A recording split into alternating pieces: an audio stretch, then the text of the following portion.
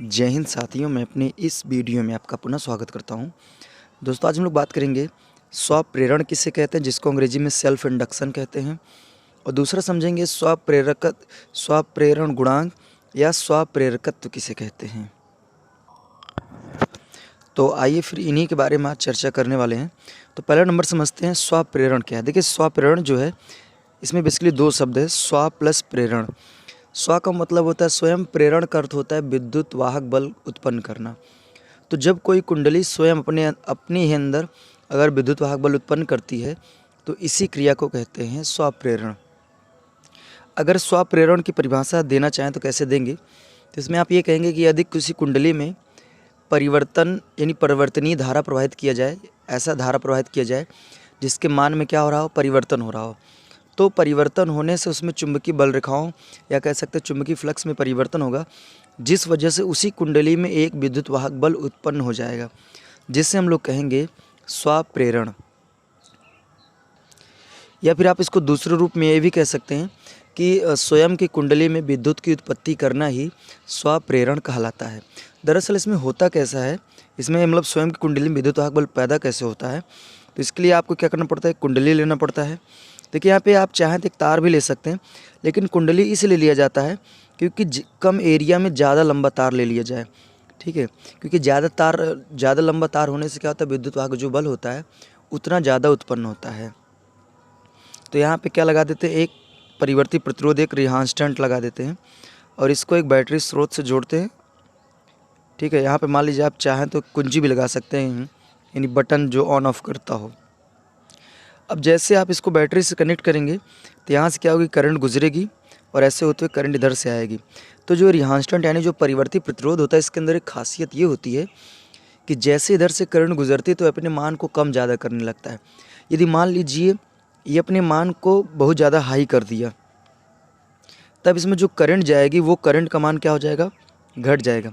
और करंट का मान घटने से इसमें जो फ्लक्स उत्पन्न होगा उसका भी मान क्या होगा, घट जाएगा। अगर मान लीजिए जो परिवर्ती प्रतिरोध है ये अपने मान को कम कर दे तो इसमें जाने वाली जो करंट है उसका मान बढ़ जाएगा और जिस वजह से इसमें फ्लक्स का भी मान क्या हो जाएगा, बढ़ जाएगा। तो यहाँ पे ये ऐसी क्रिया चलती रहेगी। परिवर्ती प्रतिरोध अपने मान को कभी बढ़ाएगा, कभी घटाएगा, कभी बढ़ाएगा, कभी घटाएगा। तो जब बढ़ाएगा तो धारा घटेगी, धारा घटने से फ्लक्स घटेगा, यानी चुंबकीय बल रेखाएँ कम होंगी। और जब ये अपने मान को कम करेगा तो इसमें करंट बढ़ जाएगी इस कुंडली में, और करंट के बढ़ने से चुंबकीय फ्लक्स या चुंबकीय बल रेखाओं में वृद्धि होगी। तो ऐसी क्रिया होती रहेगी। तो यहाँ पे कहने का मतलब, जब यहाँ से करंट फ्लो करेगी तो यहाँ जो चुंबकीय बल रेखाएँ निकलेंगी वो कभी क्या होंगी, जैसे करंट कम है तो कम निकलेंगी, और अगर करंट ज़्यादा चली जाएगी तो चुंबकीय बल रेखाएँ हाई रेंज तक चली जाएंगी। तो कहने का मतलब ये है कि इसमें चुंबकीय बल रेखाओं में क्या होता रहेगा, परिवर्तन, कभी ज़्यादा तो कभी कम, कभी ज़्यादा तो कभी कम। तो बार बार चुंबकीय बल रेखाओं में परिवर्तन होने से फैराडे के नियमानुसार इस कुंडली में क्या उत्पन्न हो जाएगा, एक विद्युत वाहक बल उत्पन्न हो जाएगा। तो कहने का मतलब ये है कि यहाँ पे जो इस कुंडली में एक विद्युत वाहक बल उत्पन्न हुआ, ये स्वयं की कुंडली से ही उत्पन्न हुआ, मतलब इसी की वजह से इसमें विद्युत वाहक बल उत्पन्न हुआ है। तो जिस वजह से इसे हम कह सकते हैं कि यहाँ पे जो विद्युत वाहक बल उत्पन्न हुआ है यही आपका क्या है, स्वप्रेरण। तो स्व मतलब स्वयं, प्रेरण का मतलब होता है विद्युत वाहक बल उत्पन्न करना। तो स्वयं से अगर विद्युत वाहक बल उत्पन्न किया जा रहा है तो इसी घटना का नाम है स्वप्रेरण। तो उम्मीद करूँगा ये बातें हमारी समझ में आई होगी। अब आइए हम लोग बात करेंगे स्वप्रेरण गुणांक क्या है।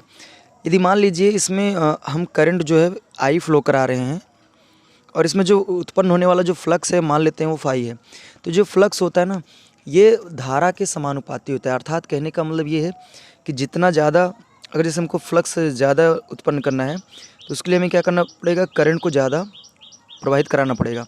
तो फ्लक्स जो होता है वो धारा के समानुपाती होता है। अगर मान लीजिए इसमें इस कुंडली में कुल फेरों की संख्या n है, तो यहाँ से इसका हो जाएगा n फाई, या b लिख सकते हैं यहाँ पे, फाई बी समानुपाती i। यानी अगर मान लीजिए इसमें i करंट है, उत्पन्न होने वाला फ्लक्स फाई बी है, तो दोनों क्या होंगे, समानुपाती होंगे। यदि फेरों की संख्या n है तब जो फ्लक्स बनेगा वो n फाई बी समानुपाती i हो जाएगा। अब समानुपाती का चिन्ह हटाएंगे तो यहाँ से आएगा फाइनली फाई बी बराबर एक नियतांक आएगा जिसका नाम होगा l और आई हो जाएगा। अगर बात करें यहाँ पे एल क्या है, तो एल एक नियतांक है और इसका इसी का नाम है स्वप्रेरण गुणांक, या इसी को स्वप्रेरकत्व कहते हैं। अगर यहाँ से मैं एल का मान निकालना चाहूँ तो एल का मान आ जाएगा n5b बटे आई। तो यहाँ से फाइनली एल का मान आ गया। यदि हम मान लीजिए अगर हम I बराबर 1 एम्पियर रख दें, यानी 1 एम्पियर करंट प्रवाहित करें, तब जो एल का मान होगा वो एल का मान सीधा सीधा n5b के बराबर हो जाएगा। तो यहाँ से स्वप्रेरण गुणांक की एक परिभाषा निकल के आ रही है कि यदि किसी कुंडली में धारा का मान 1 एम्पियर कर दें, अर्थात उसके अंदर 1 एम्पियर करंट फ्लो कराएं, तो उसमें जो उत्पन्न होने वाला जो कुल फ्लक्स है वो स्वप्रेरण के क्या होगा, बराबर होगा। या किसी कुंडली में अगर एकांक धारा प्रवाहित करें तो उसमें उत्पन्न होने वाला कुल फ्लक्स जो है वह स्वप्रेरण गुणांक या स्वप्रेरकत्व के बराबर होगा। तो उम्मीद करूँगा यहाँ से एक परिभाषा समझ में आ गई होगी। अब एक परिभाषा हम लोग इसका विद्युत वाहक बल से भी समझेंगे। सामान्यतः हम जानते हैं कि E बराबर क्या होता है, फार्मूला E बराबर होता है -n डेल्टा फाई बटे डेल्टा टी। तो यहाँ से हम लिख सकते हैं E बराबर, अगर n को हम अंदर भेज दें तो यहाँ से लिख सकते हैं माइनस डेल्टा n फाई भी लिख सकते हैं, यहाँ पे फाई भी लिख दीजिए, बटे डेल्टा टी। तो यहाँ से E बराबर आप लिख सकते हैं n फाई की जगह आप क्या लिख सकते हैं, यहाँ पे आपने देखा है, यहाँ पे लिखा है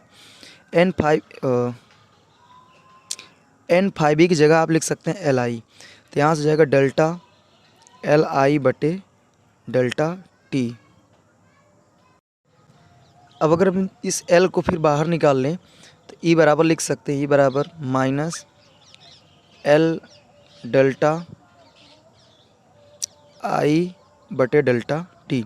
तो फाइनली अगर L का मान है यहाँ से निकालें तो L बराबर आप लिख सकते हैं, माइनस को इधर लाइए तो हो जाएगा -E बटे delta I upon delta T. तो delta I upon delta T का मतलब धारा में परिवर्तन की दर है, तो यदि मान लीजिए हम delta I upon delta T का मान रख दें 1 एम्पियर बटे सेकेंड, अर्थात हम किसी कुंडली में यदि हर एक सेकंड में 1 एम्पियर धारा प्रवाहित करें तो यहाँ से L का मान आ जाएगा -E।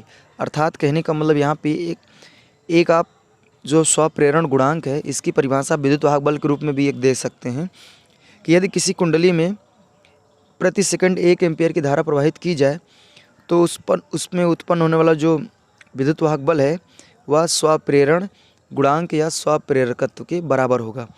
तो यहाँ से बेसिकली स्वप्रेरण गुणांक या स्वप्रेरकत्व की जो परिभाषा है, एक तो आप इस लिहाज से आप दे सकते हैं इस तरीके से, और एक आप विद्युत वाहक बल के रूप में भी इसकी परिभाषा दे सकते हैं। अब आइए हम लोग बात करते हैं इसका मात्रक एवं बीमा। तो अगर हम स्वप्रेरकत्व या स्वप्रेरण गुणांक की अगर बीमा की मात्रक की बात करें तो इसका SI मात्रक होता है हेनरी, इसको H से प्रदर्शित करते हैं, और 1 हेनरी बराबर होता है 1 वोल्ट बटे एम्पियर इंटू सेकेंड। अर्थात कहने का ये है कि यहाँ से स्वप्रेरण गुणांक का जो एक मात्रक और है वो ये भी आ गया।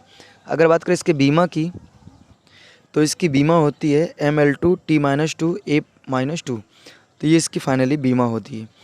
तो उम्मीद करूँगा दोस्तों आज हमने बात किया स्वप्रेरण क्या है, स्वप्रेरण गुणांक क्या है, इसी को स्वप्रेरकत्व भी कहते हैं, ये सारी चीज़ें क्या हैं आप इनके बारे में समझे होंगे।